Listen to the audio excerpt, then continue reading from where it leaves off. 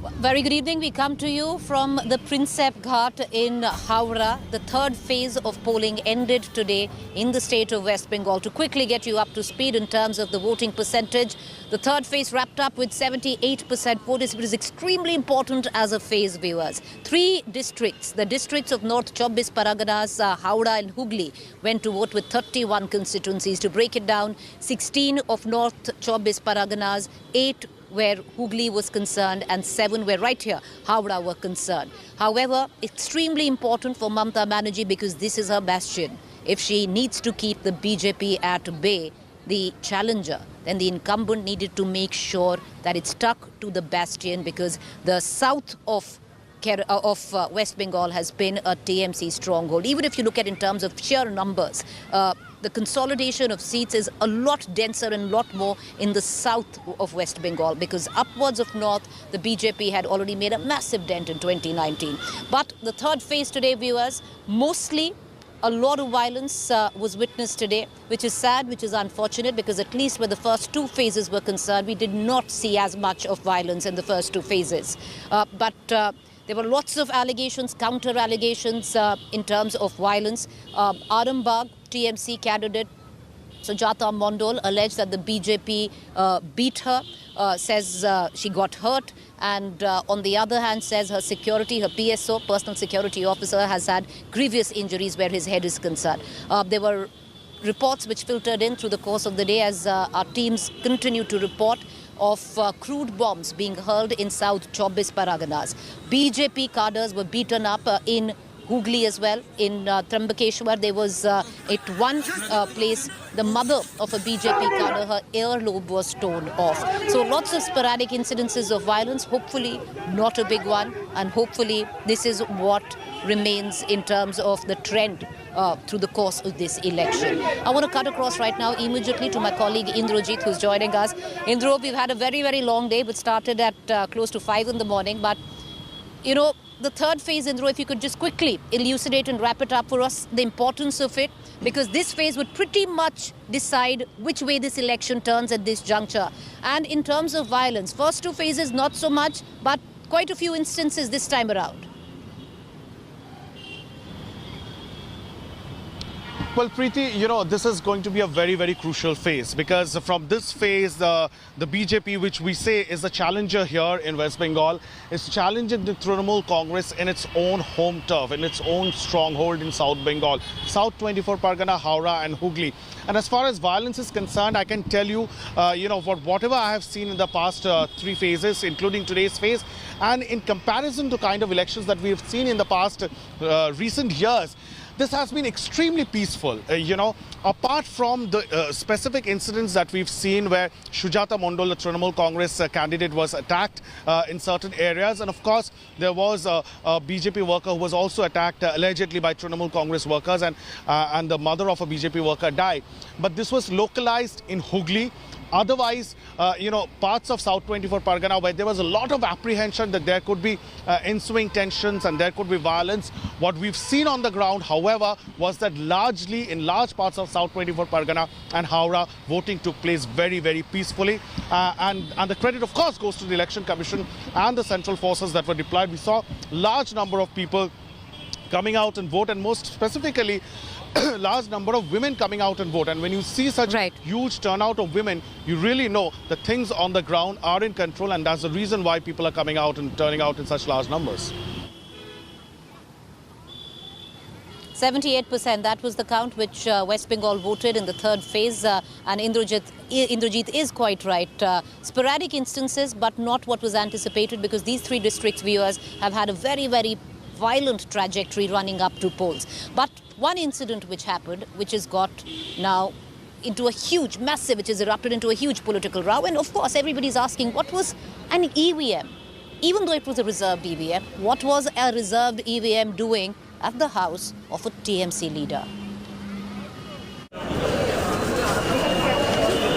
Hours before Bengal went to vote in phase 3, a huge row involving the Trinamool Congress and electronic voting machines have erupted.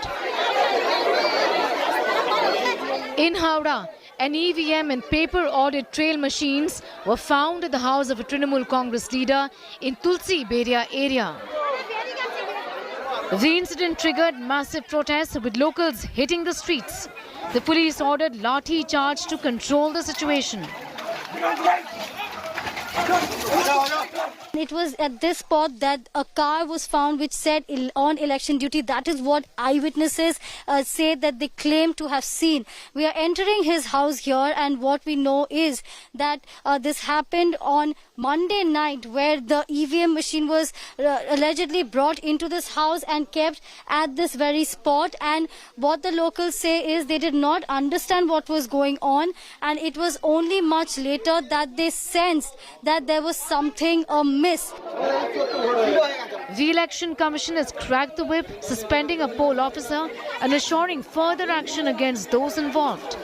The poll body says it was a reserved electronic voting machine which has been removed from the election process. The incident has given the BJP fresh ammunition to target the TMC. The party has demanded a probe.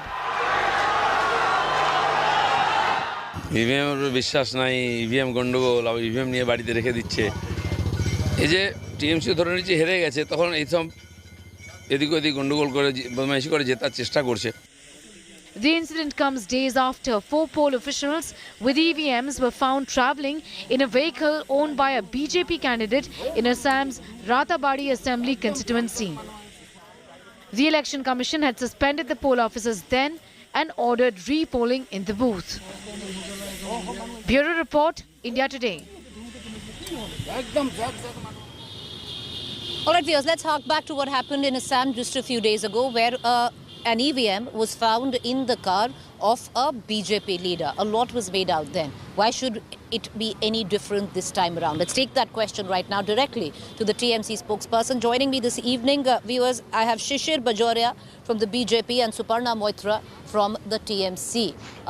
I'd like to ask the TMC spokesperson, because when that EVM was found in Assam, it was the TMC which went all out attacking the BJP. You're to answer today, sir. What happened? Good evening, Ms. Chaudhary. Good evening to Mr. Bajoria as well. Now, the point is this, you will appreciate that the Election Commission is conducting the entire election. So all the officials are the administrative supervision of the Election Commission for this specific mandate. And it shows about the amateurish and callous attitude on behalf of the officer one, and the way the Election Commission is running. Trinamool Congress has got nothing to do with this particular incident, Ms. Chaudhary. Sir, you know, you're saying that it's the Election Commission which is responsible, but please do tell me, was or wasn't an EVM found in the house of a TMC local leader, sir? Ms. Chaudhary, but I would also try to imagine myself to how leader can have an EVM at their place. It's possible. It's the Election Commission who's in charge of that. So how is it? Political party, be it the Trinamool Congress, be it the Bharatiya Janata Party, or any other political party, how is it possible for a political party representative to have an EVM at his disposal? That's the question we asked this evening. Okay. But sir, you know, I'd urge you to fix your audio line, because I'm going to take this question to Shishir Bajoria, because when it had happened in Assam, there was a very different line of questioning that the TMC had taken at that point of time. But Mr. Bajoria, pretty much the same excuse that you gave during what happened in Assam. There's a slight difference, so I would say there's a total difference. Preeti ji, what happened in Assam? It was being transported, the car broke down. They hitched a ride in another car, which happened to be a BJP Karyakarta's car.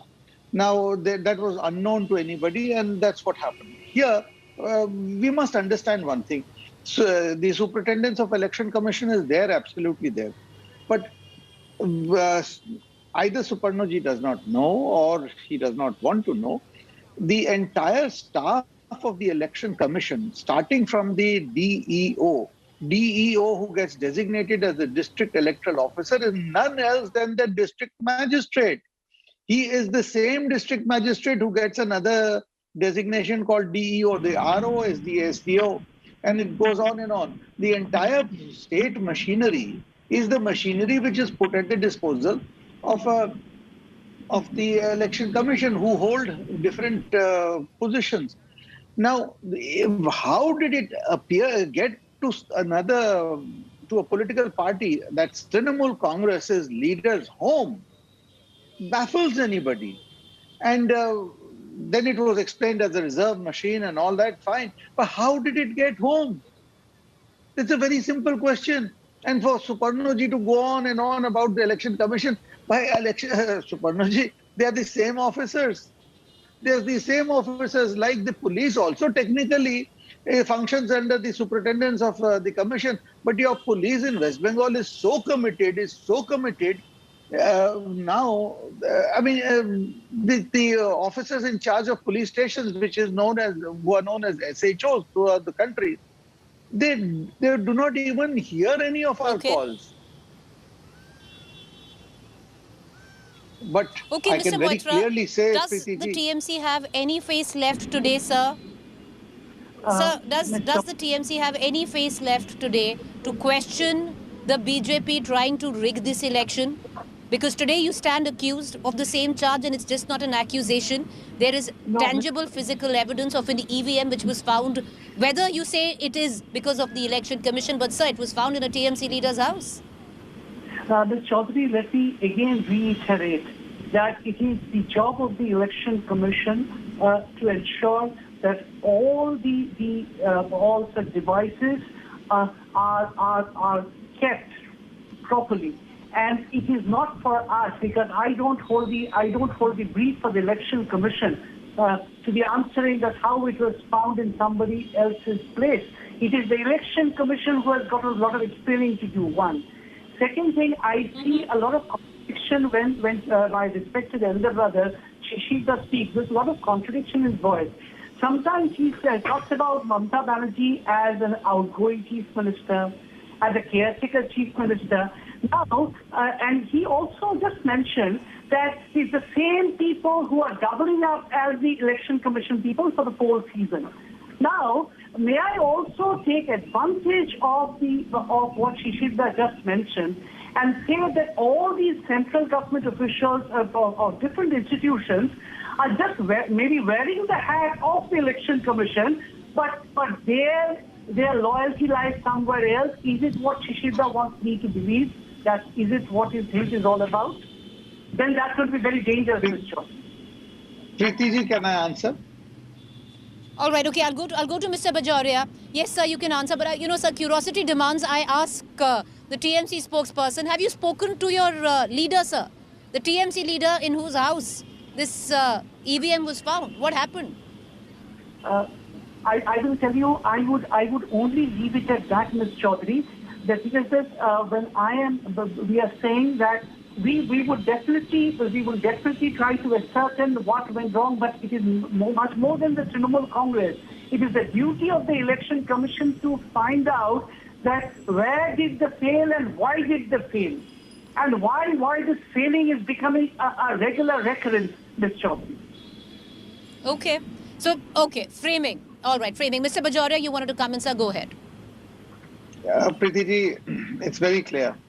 All this is because 3 rounds of poll have happened. 91 constituencies have already polled. 203 are left. Out of the 91, the writing is clearly on the wall. The people's support is overwhelmingly in favor of BJP. And you know what Suparnada said, I didn't use the words today about, obviously he was quoting me from some other time.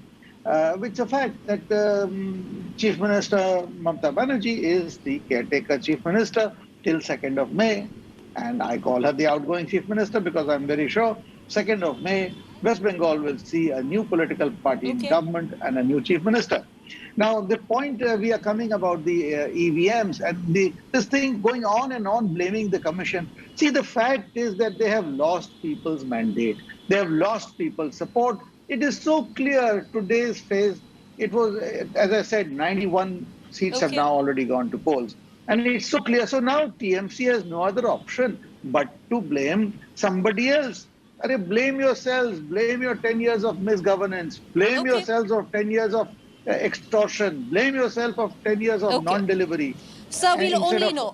Sir, I'd let it be at that, because we'll only know what goes down when that last vote is counted on the 2nd of May. Before that, everything is hearsay and conjecture. But having said that, in the midst of this allegation, counter-allegation of rigging, there was an EVM which was found in the house of a TMC leader, like there was an EVM which was found in the car of a BJP leader in Assam. None the different.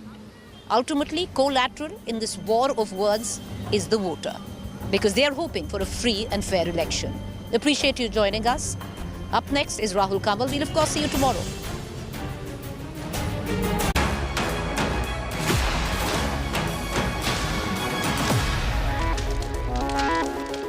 Hi everyone, Preeti Chaudhary here. Hope you like this video. For latest news and analysis, like and subscribe to the India Today YouTube channel. And don't forget to press the bell icon to stay updated. Thank you for watching.